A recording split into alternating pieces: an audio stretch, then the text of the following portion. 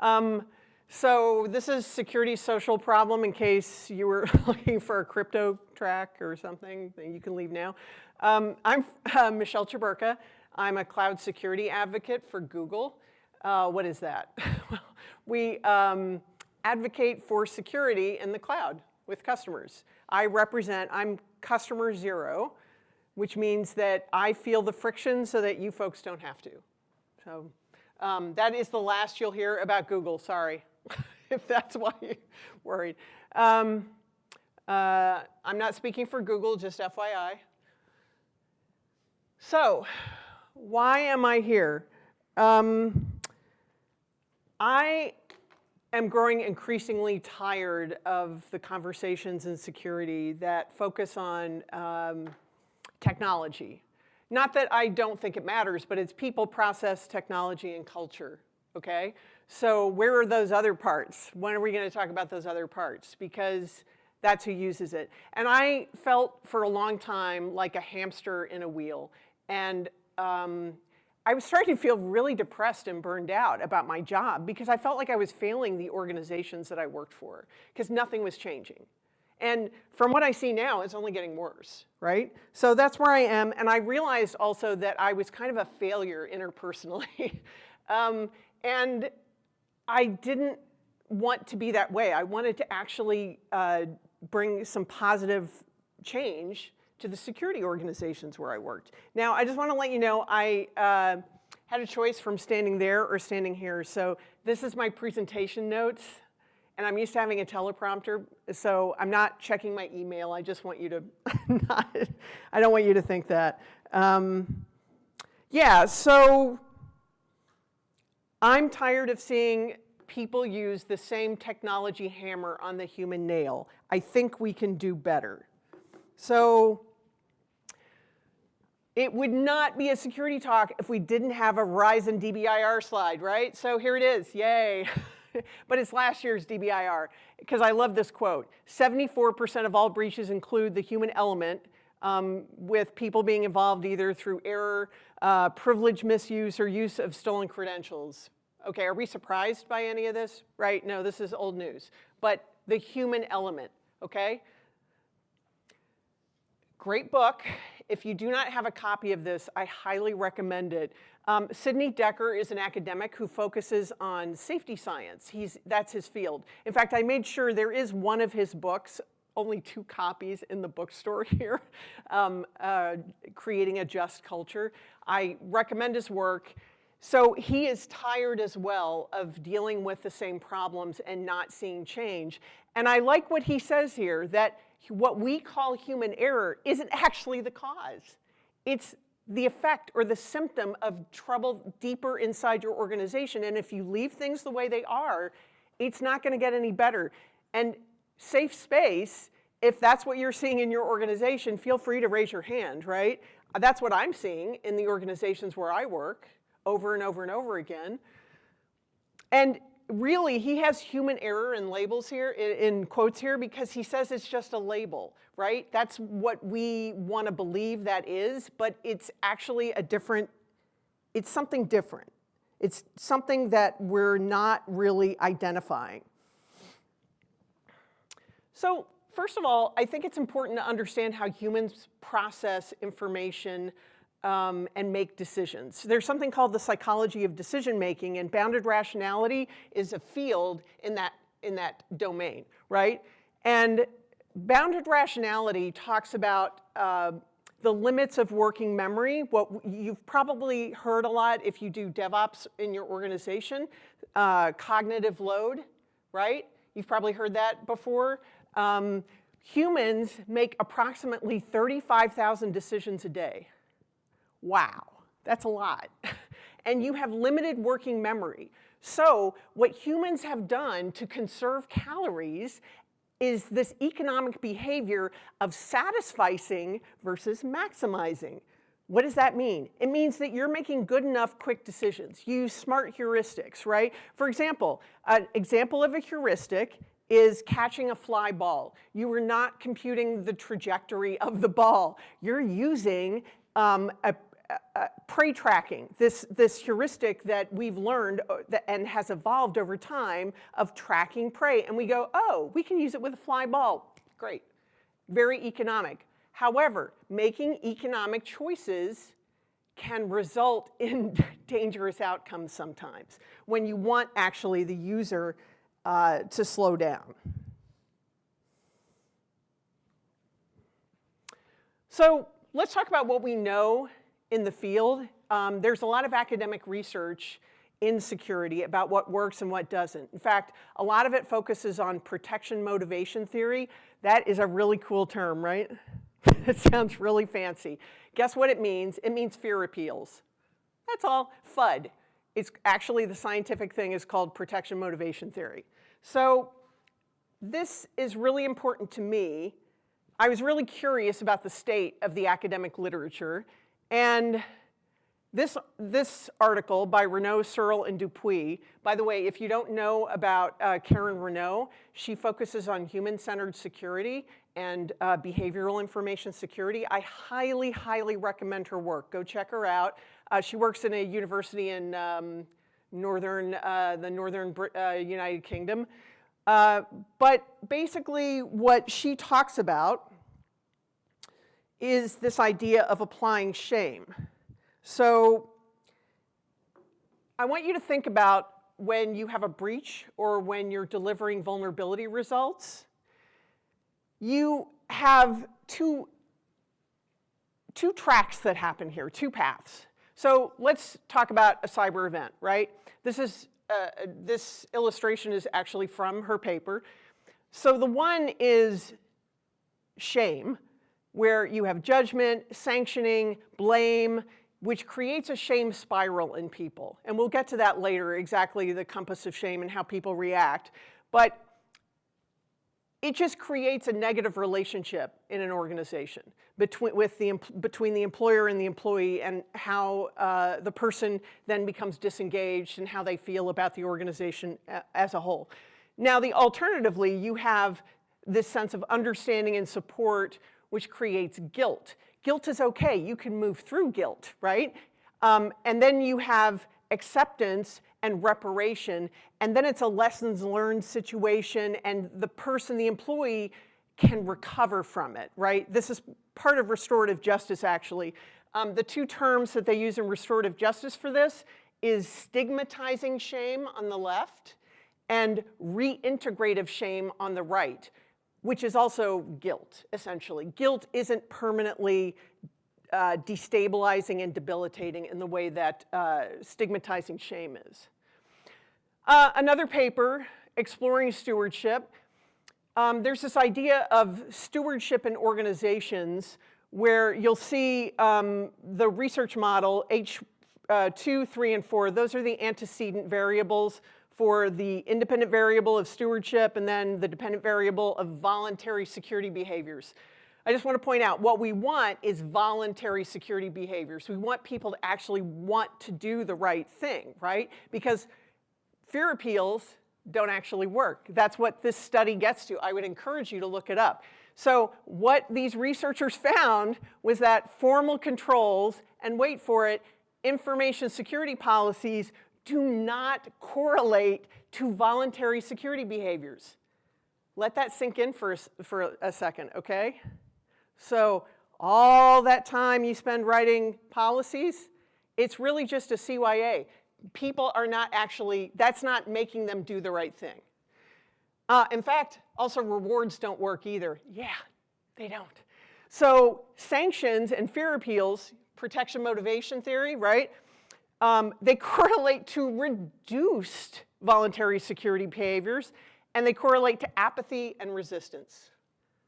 So think about that and how that impacts. Like, that really made me look at the way I was working, right? But individuals who feel supported by an organization and identify with it will act responsibly in protecting information resources. So how do you do that? How do you get that from people? Well, we'll talk about some of that in a bit, but you can generate that in people. So this is from bystander theory, Irvin Staub. I know this is a lot of research, but I feel like it's important to justify and validate what I'm talking about here with actual academic research. I think that will actually help you. That helps me to help you, right? So Ervin Staub does a lot of research on how people act in groups. And he has this idea of active bystandership and passive bystandership.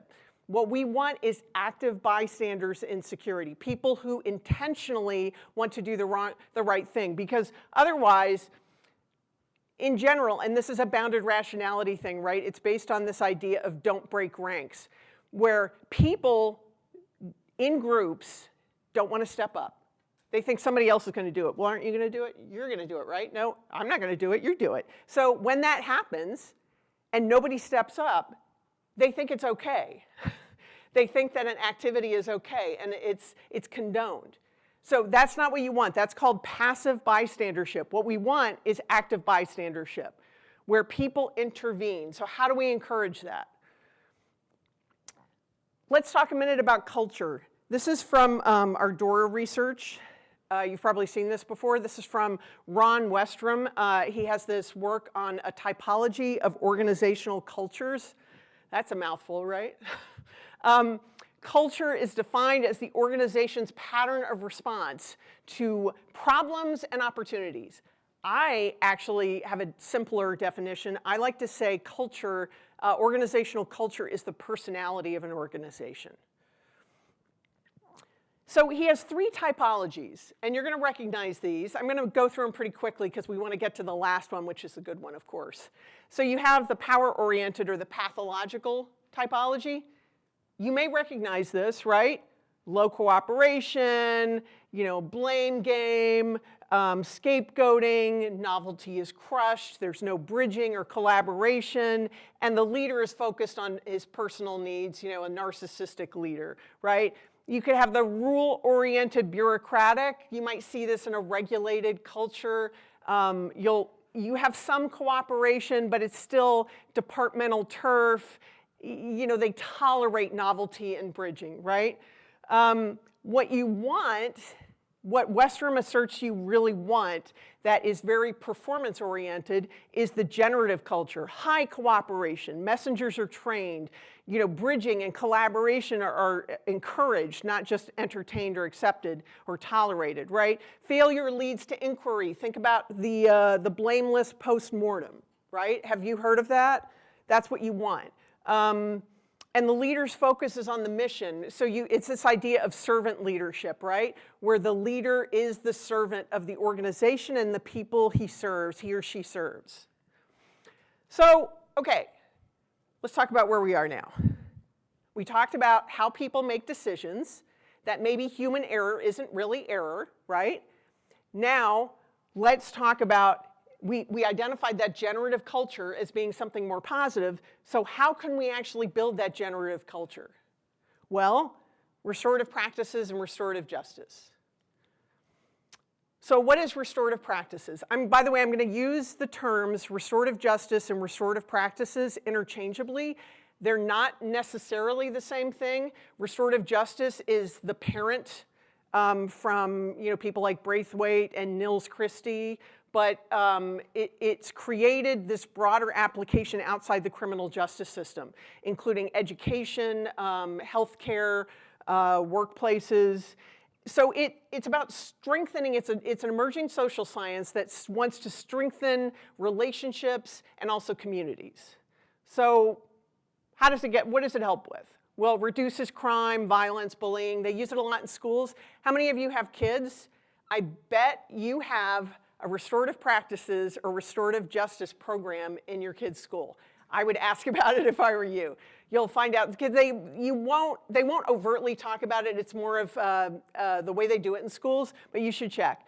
It strengthens civil society. This is from the IIRP, the International Institute of Restorative Practices, from the founder, Ted Wachtel.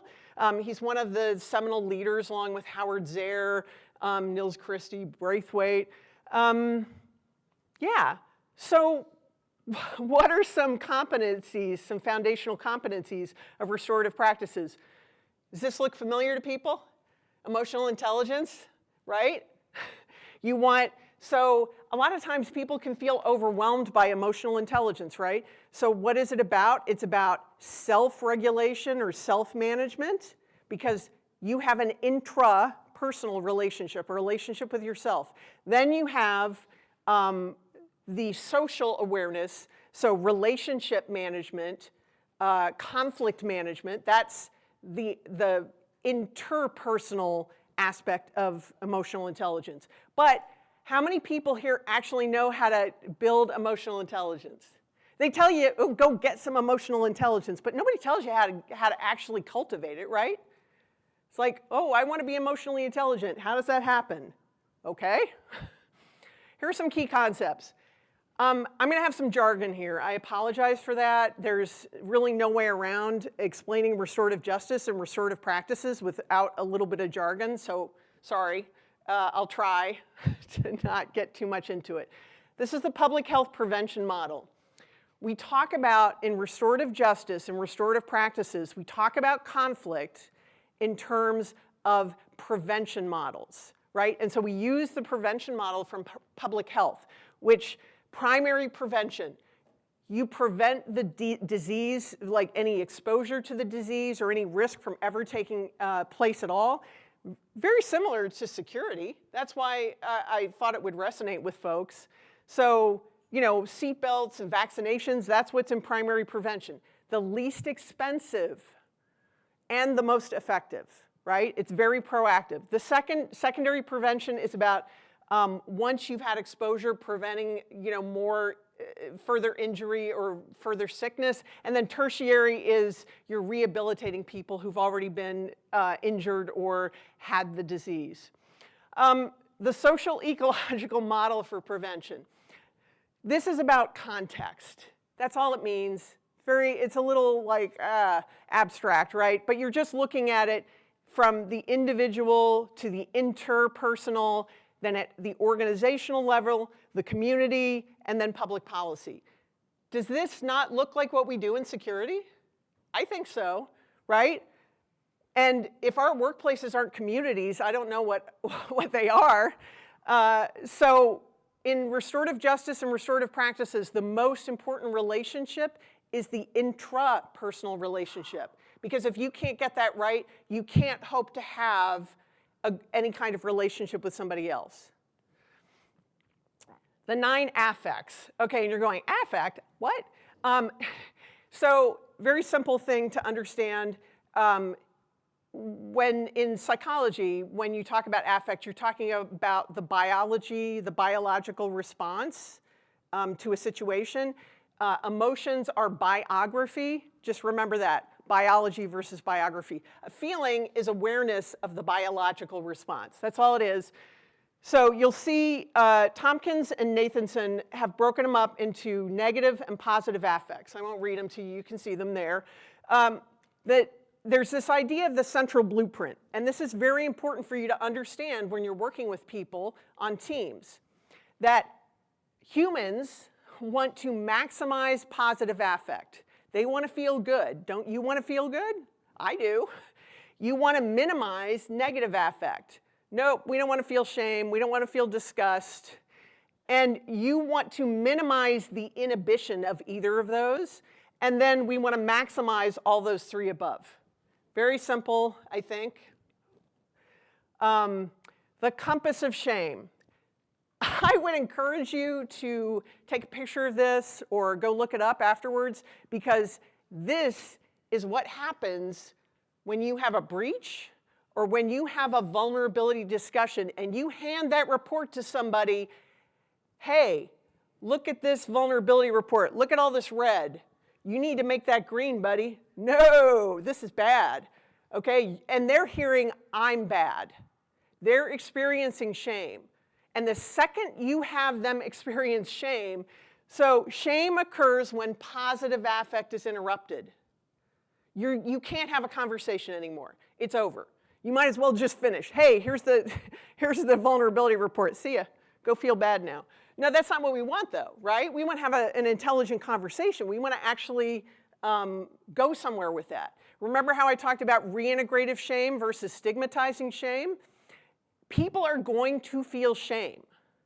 when you tell them that they did something wrong, right, that they caused harm. But the way you handle that conversation and that relationship after that can make all the difference in the world.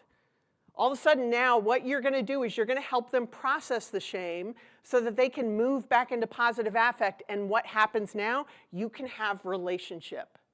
So you've got withdrawal, attack self. You've probably seen that. Attack other. How many times have you been in a discussion about a breach or vulnerability report and they attack you? How many times can you not, because of avoidance, you can't even have a conversation with them. They won't even take a meeting. They just keep canceling the meeting. No, I can't attend that. I've got to go to my kid's thing. No, I can't go. I can't do that, right? The relationship window. The takeaway that you should get from this, it's really simple. It's also called the social discipline window, if you are familiar with restorative justice and restorative practices at all. But in work environments, Vandering came up with this. She retitled it and modified it a little bit for professional settings, and she called it the relationship window. Basically, people are much happier when you do things with them instead of to them. Like if you come in and you say, you got to patch your systems, you got to do it by this date, I'm going to tell you how to do that. No. But if you work with them, if you collaborate and you negotiate with them, they're going to be happier. You're now treating them as subjects and not as an object, as a thing, right? You want to, people need, there's something that, there's a paper from the IIRP about the science of human dignity, that people want to feel respected, they want to feel connected, and they want to feel a sense of autonomy. Those are the three essential things they need to have human dignity. So when we have conversations, people need to feel respected. They need to feel a sense of dignity. Well, this is how you get there. You start, because look at the high control on the left, right? 2, people are objects to be managed. Or you can have the high support. Maybe that's a relationship you have with children where they're still objects of need and you're doing things for them. You don't want either of those. You want a combination. You want a with. People as subjects to be honored. You don't want to be ignored. You don't want neglect. You don't want people to be treated as like objects or dirt, right? So just like the Gartner Magic Quadrant, the top right is the goal, okay? I don't even think she knew what the Magic Quadrant was, by the way, when she invented that. So let's talk about applying the concepts. Okay, we got through the ridiculous jargon stuff. Was that horrible? Okay, sorry. There's a lot of jargon. There's a lot of stuff. I'm giving you a crash course in restorative justice and restorative practices in like 50 minutes. Are you excited? Okay, principles of restorative justice, the 5 R's. Relationship, respect, responsibility, repair, and reintegration. There's also a way of describing restorative justice as the encounter, the repair or reparation, and then the transformation. Ideally, you want to think about these 5 R's as you're engaging with people in a restorative way. Fair process. This was not invented by restorative practitioners. This is from the 70s. And basically the idea, you remember that thing that I talked about in the relationship window, that people want you to do things with them, not to them or for them? Fair process. Basically, it's engagement. There are 3 E's: engagement, explanation, and expectation clarity. Engage. Hey, we got to make this change. I got to tell you about it. Explanation. Here's why. We have this new regulation and the business is trying to reduce risk. I know it's going to be a lot of work, but I just want you to know about it. We're going to need your full, cooperation. Expectation clarity.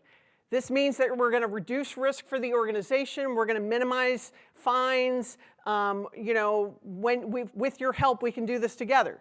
So it represents the with box, as I said. Process fairness is not equal to outcome fairness. That's something to consider, right? That means that even if the outcome is like, I know this sucks, man. I really don't want to do it either, but that's the way it is. They're going to respect you because you use fair process. And positive outcomes will be rejected without fair process. It's in the change management literature. I didn't have time to include a lot of that, but I would encourage you. There's some great material out there about the failure of change when you don't use fair process. This is the restorative continuum. This is how the practices are essentially lined out, and they move from left to right, from informal to formal, from proactive to reactive. So we're not going to talk about formal conferencing. That's more used in criminal justice and juvenile justice. You've probably heard about diversion and the family group conference, or maybe you haven't, but that's where formal conferences come in. Okay, this is the fun stuff. I'm going to give you some practical tips here. Effective statements and questions. And remember I talked about what affect was, right? It's biology, right? The biological response. So you're going to do things like use I statements. You're not going to make judgments of people. You're going to say, when you said that, I felt anxious. When you gave me that vulnerability report, I felt angry because I have a lot of work to do. Okay? You don't use why. Why doesn't exist in the restorative world. Why is that? Because it implies judgment, and you know what happens when you use whys? You generate shame.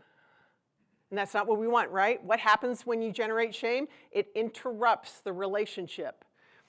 You want to use active listening and nonviolent communication, right? Active listening is mirroring. It's asking them, hey, how did that land for you? Hey, I just want to, I'm seeing how you're reacting to this, and I'm not sure what you're experiencing. Could you let me know? Nonviolent communication, Marshall Rosenberg, for those of you, he's a peace builder. He's very influential in the peace movement. Observations, feelings, needs, and request. It's very easy. It's really brilliant framework. Let me give you an example. In that meeting yesterday, when you interrupted me, I felt really disrespected. I felt annoyed. I felt frustrated. Could you, I need to feel respected. I need to feel heard. Could you, when you want to share something with me, could you either wait until I'm finished or could you raise your hand? That's an example of a nonviolent interaction. That's pretty useful, right? You notice, what did I do? I didn't say why. I didn't criticize. I just made a request. I said what was occurring with me, and then I said, could you do this another way? You're less likely to generate shame. You want to avoid giving advice.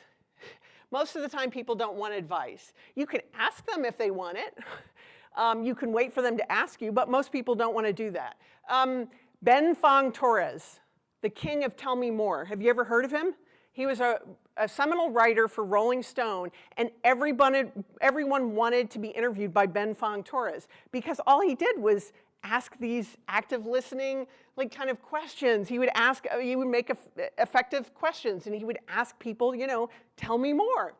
Okay, you want to talk about this? Tell me about that. And this turns into an impromptu group dialogue, which I'll get to in a second. Okay, in case you don't have feelings lists, they're really hard. I get it wrong all the time. You can go to Marshall Rosenberg's nonviolent communication website, and you can download a feelings list. And the next time you're in a group meeting, I suggest, why not have that feelings list with you? I know it's a little like, I'm not going to hug you at the end of this, okay?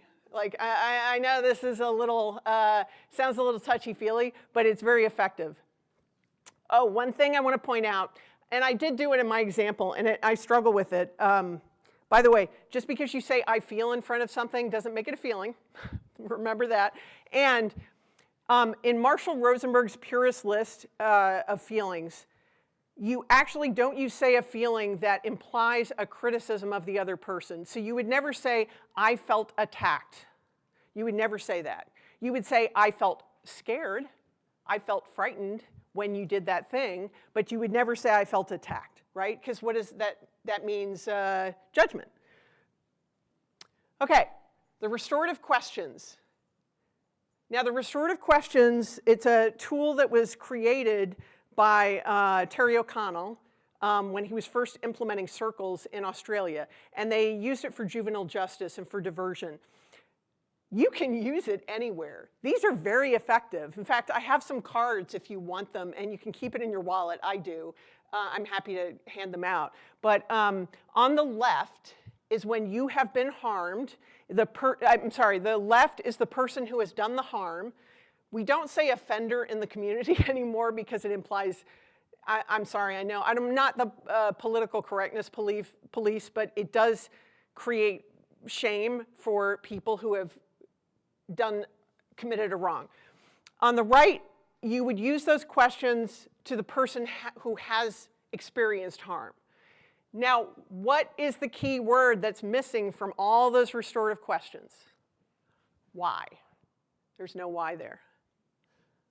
Right? It's about what happened, what were you thinking, what did you experience, how did you feel? Circles. This is the key foundation of restorative justice and restorative practices. It is so important. Why? It seems like such a simple thing. And I would encourage you, Kay Pranis is one of the authorities on circles. You can take her class, actually. But the thing about a circle is everybody's equal. There's no head of the circle, right? Nothing is in front of you. When you sit in a circle, the chairs, you don't have a table, and it's total vulnerability and equity. Everybody in the circle is equal. And it's this sense of participation and equity. And the circle does this magical thing. It transforms negative affect into positive affect. It processes shame. You can have all kinds of circles. You can have creativity circles, support circles, sharing circles. You can just have a bonding circle, right? Where you just, you have your teams get together. I do circles all the time. An example of a circle I've used, and you can have virtual circles, by the way. You just, you don't have to have sequential talk. You can use a virtual talking piece. You don't have to have a real talking piece. This is what I do. I do it with brainstorming sessions. And I'll go around and I'll say, what do you think is important in Kubernetes security, as an example? What do you think is important? And I let them tell me. I don't go in and say, hey, here are my PowerPoint slides. I'm going to do it. We should do it this way. I go in and I ask them, what do you think is important, every person? And then they tell me, we capture it on a Miro board or Post-it notes or wherever. And then we work together to then the next iteration of the circle is, okay, now let's put them in like topic areas. And who thinks we left something out? Or who thinks we should prioritize this one? I'll also do a prioritization setting, right? Do you see what changed there? It was a circle, it was fair process, it was equitable, everybody's voices got heard, and they felt like they were collaborating with you and you're building trust. That's an exciting thing to bring to security because nobody wakes up, no developer or platform engineer wakes up and goes, I'm going to do a really crappy job today. I'm going to get the organization breached. Yeah, they just want to get their code out. Oh, they just want to deliver their code because that's how they're judged. So this is how we get to be heard too. Does restorative practices and justice work? Yes, there are systematic studies out there that indicate that it is working, that it can reduce, it correlates to reductions in misbehavior and suspensions. When it's used proactively, it can increase happiness and engagement, and it can reduce shame, improve shame management, improve self-esteem, and that it has a positive impact on teacher-student relationships. Most of the research, by the way, is not in criminal justice. Although restorative justice started in criminal justice, most of the research is from the school systems. Now, the use in the workplace is still novel, but it is happening. Healthcare and safety sciences.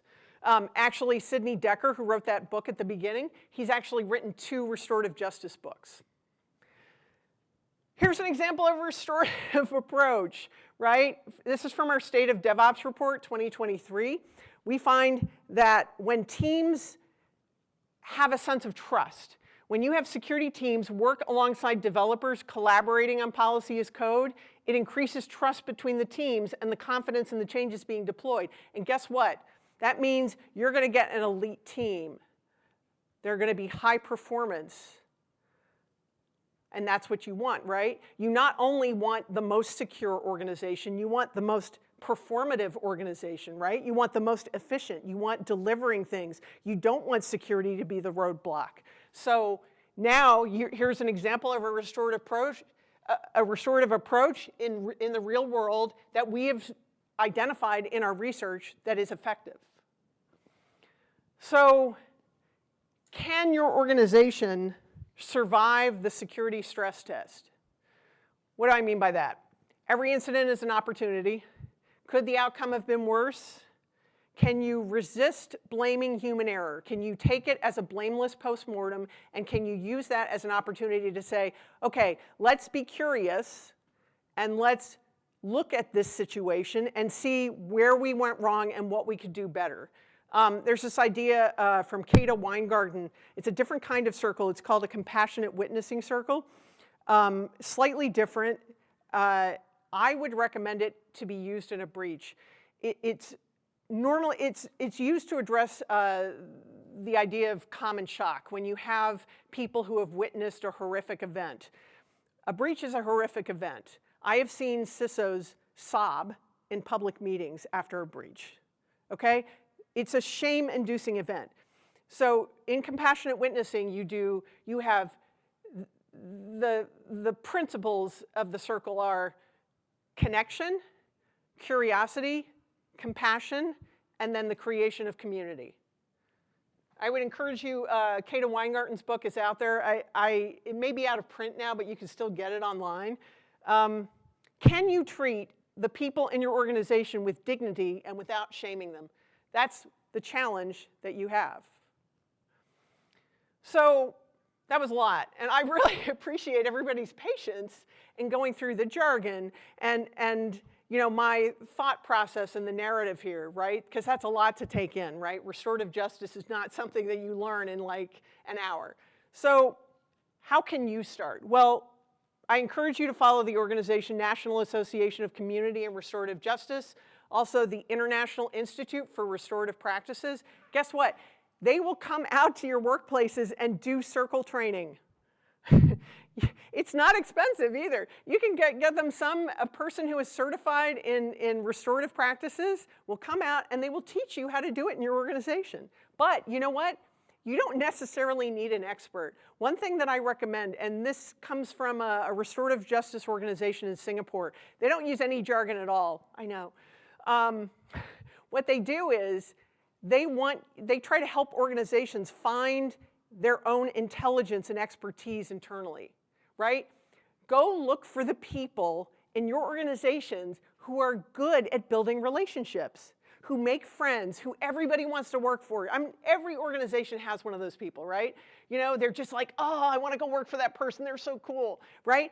They probably they're doing restorative practices, but they don't call it that. They don't even know they're doing restorative practices. So you go to those experts in your organization and you look at them, like, how do they do it? And you take notes. Oh, is that restorative? And then you can codify it.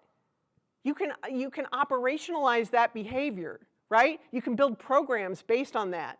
And one thing I like about the term restorative practices over restorative justice is the word practice.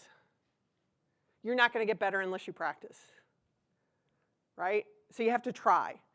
My first circle was terrible. Like it was totally like coercive. No, that's not the way the circle's supposed to work. So instead of a Q&A, let's be restorative right now. So this is a checkout question, and this is how you end a circle. I'm going to ask who wants to share what your experience is, just 2 sentences, not more than 2 sentences. There are microphones there. Who wants to share how this landed for them?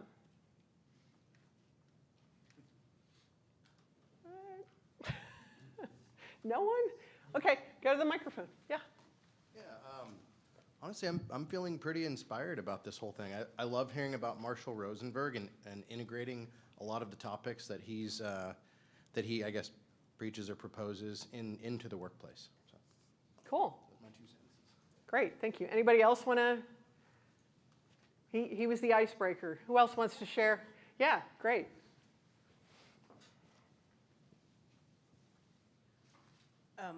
I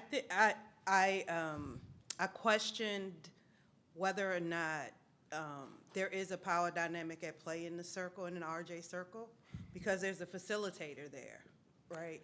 There's usually a facilitator. So if you're in an RJ environment, especially in the workplace, is typically best practice is to have a neutral party be that person, right? And so I just put that out there. I was just like, there's still sort of a power dynamic. You are awesome. We talk about power dynamics all the time in RJ and restorative practices. Okay, cool. Yeah, no, we talk about it all the time. And that is very fair, and you have to be very careful about that. And there's this idea, we use narrative inquiry and appreciative inquiry in circles a lot. And narrative inquiry is based on this idea of decentering of a facilitator, or it comes from narrative therapy, which is about therapist decentering, where you're not manipulating somebody, you're not the expert, you're actually helping them find their narrative. Like, what is their preferred outcome? What is their preferred narrative? I would assert that the way to do that, and I've studied under like Frida Rundle, who's like amazing at this, you just want to fade into the background. And that's hard for people, because that's egolessness, right? But that's how we're going to solve the problems. It's not from a bunch of like, ego and I'm the smartest one in the room, because everybody's smart. They wouldn't, for the most part, be here. I mean, so I would encourage you to consider the idea of decentering. I think an experienced facilitator will do it that way. There are lots of inexperienced facilitators too. That's a good, that can be hard in a workplace, right? Yeah, I would you could maybe even bring somebody low on the, with low power, who then they exert their influence in a way that could confirm that a better sense of equity. Yeah, or someone who's disconnected. True, that too. Disconnected from the department or the area. Sure, yeah.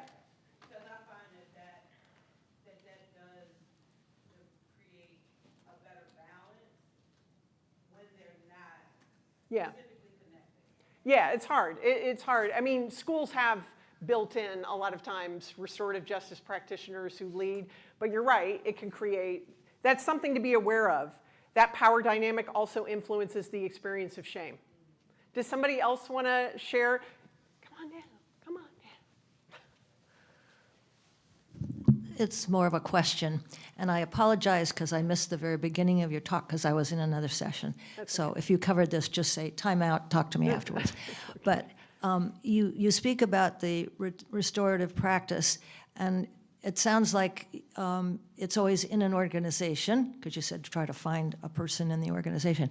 Can this be used in a board of directors scenario? Because a very close association to me, their board of directors is somewhat non-functional, because there are people on both sides of arguments, and it just doesn't seem to be a compromise, and people, the president makes decisions instead of discussing it with the board, and the board maybe would have made the same decision, but they didn't even know about it, until after it's done. So can this be used in that kind of a scenario? I would start out with, less formal, probably, impromptu dialogues. I might even, if somebody is reverting to command and control, there's a fragility, I think, in their belief in their own power. I think, I'm not going to, maybe people have different ideas, but that's my experience. So I think I would maybe approach that person first individually and, use nonviolent communication and let them know how that landed with me personally, and then maybe ask questions about the possibility of using circle techniques in a board meeting. I think it would take, in restorative justice, you don't have the encounter in restorative justice unless both parties are willing. So you would probably have to do prep work to determine some willingness on, by like how receptive is this person going to be to feedback? It would have to be very eye-centered. It could not be critical. It would be, and especially because of the person's level, they may not like the challenge, right? Being challenged in that way. Right, yeah. I think it could be done. I think I would do a lot of prep work. Got it. Is that helpful? Yeah, it is. It's, the group that they're the board of is not the same as an organization where, your goal is to, sell cars or something Right. like that. But there is a mission that the organization has, so that's about the only thing that ties them all together, because the board are different people from different, their jobs are different organizations and stuff like that, so. I that's- think it could yeah. work. In fact, that might be an opportunity to bring in somebody who is an experienced facilitator. Right. In that, some of these people at the IIRP, they've done corporate environments and government and things. So I would probably bring in an expert, somebody who's trained. Yeah. Because it's a high stakes, right? Yes. I figured it has to be an independent third party. I would who, think, yeah. Who, says, basically they have no skin in the game. Right. Other than right. to make the board more functional. Yeah, but definitely a lot of prep work early in to make sure, because again, both parties have to be willing, right? Yeah, okay, thank you. Sure. Does anybody have something else they want to share, like a checkout about what they're, come on out. Just wanted to say one thing that just really came to mind when you were during the speak was just the word culture, right? The organization functions a certain way, and the IRP, the restorative justice practices we discuss, really have to be kind of embraced kind of at the organization level, and that's kind of not always the case, right? This is interesting. There's a whole discussion about institutionalization of restorative justice in the criminal justice system. Clearly, there's a parallel with criminal justice, and I apologize for those of you in the criminal justice realm. I'm going to say something that may be a little challenging for you to hear. I don't think it works. A lot of people in restorative justice don't think it works. That's why you have restorative justice. We need to think about different alternatives. Punitive, sanctioning approaches, they're not very effective. We can't keep building more prisons, and it's the same, right? So I think remember how I showed that the social ecological model? I think there are multiple contexts. There's intrapersonal. Remember how I said that was the most important? So you can be an example. You can also influence others. And so there's this idea of emergent change and also hierarchical change. Ideally, in all the change, the academic literature on change management and change leadership, I recommend Paul Gibbons. It's about doing both, top down and bottom up. That's the most successful. So that's what I would encourage, if that helps. Yeah? Okay, I'm going to get the hook, because it's 2:04.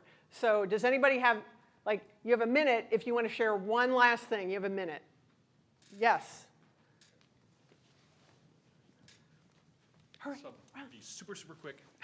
So I deal with M&A integration, and part of that, I call it the ugly baby theory, is that these people have raised these babies up, their startup, and you have to go and tell them that they're ugly. And it's funny because I'm sitting here and these are the things I've learned over the past 15 years. You're restorative. Exactly, and I'm sort of doing it already, and That's I don't great. know if you thought about that use case. Yeah, I think I think all of those things, I think that's I would encourage you to, get some of the literature. Reach out to me online, and I'm happy to share with you more academic resources or books yes. Yeah. think I've it's a read the perfect Human use Error case. book, but yeah, a lot of it is, there is so much shame because they're trying to Yeah. do so much. and they don't have time to do security. That's a great use case. Thank you for sharing that. I appreciate it. Thank you, everybody. I got the big stop sign. Thank you, everybody, for your patience and your attention. I really appreciate it. I feel very rewarded that anybody showed up. So, thank you.